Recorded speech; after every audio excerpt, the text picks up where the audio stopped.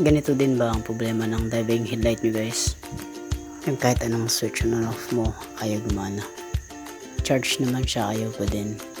Minsan naman, gumagana pero namamatay din. Para masolusyonan natin to, buksan natin tong headlight. Itong headlight nga pala na to ay gumagamit ng magnetic switch. Meron siyang magnet sa labas. Tapos meron din namang piyesa sa loob na nagre-react dun sa magnet sa labas. Kaya siya gumagana. Kaya kung napapansin nyo, silyado yung buong flashlight.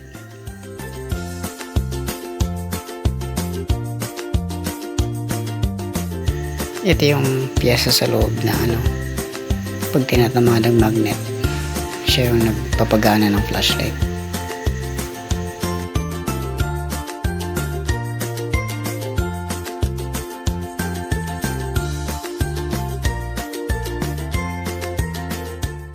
Pagtatapatin din natin yan.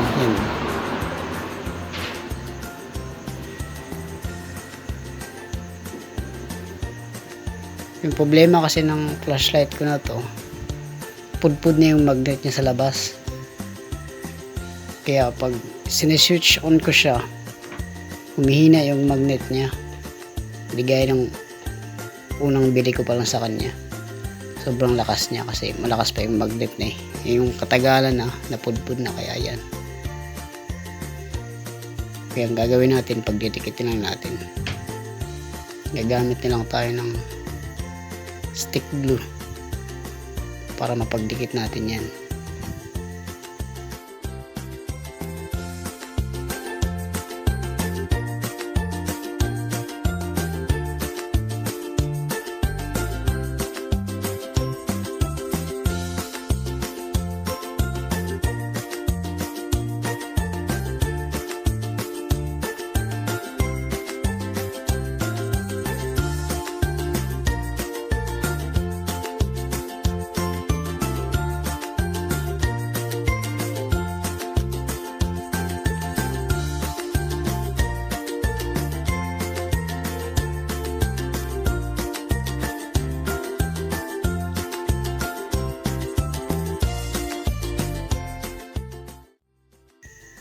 Yan na. Pwede rin natin dagdagan ng stick glue para mas lalong tumibay yung yung kapit ng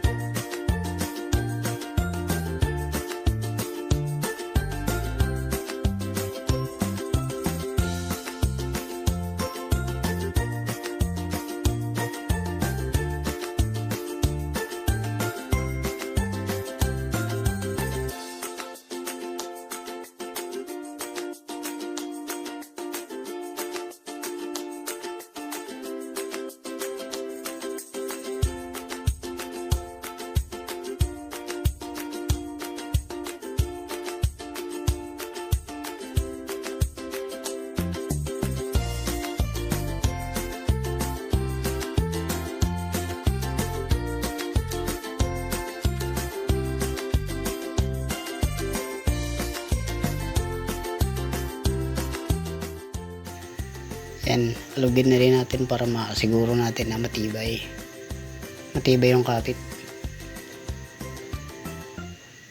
Dahil okay na, balik ulit natin yung takip nya.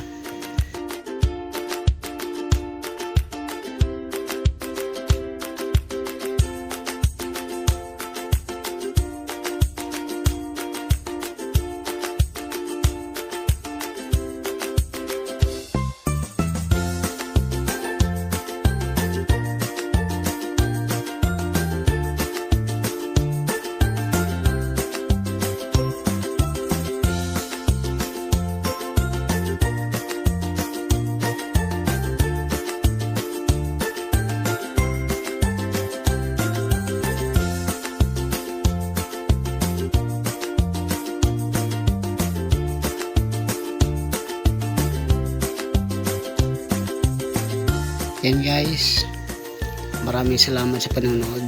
Sana nakatulong tong video na to sa inyo. Thanks for watching.